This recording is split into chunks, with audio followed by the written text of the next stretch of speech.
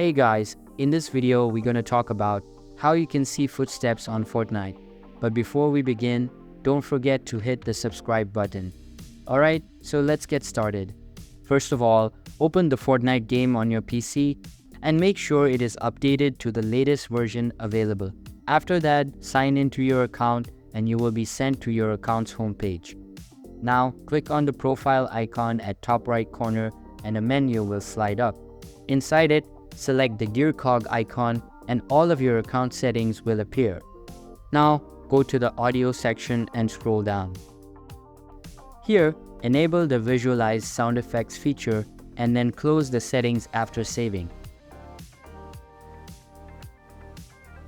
Once done, you will be able to see all of the sounds like footsteps and firing. That's how you can see footsteps on Fortnite. So that's all for today's video. Hope you liked the video. Thanks.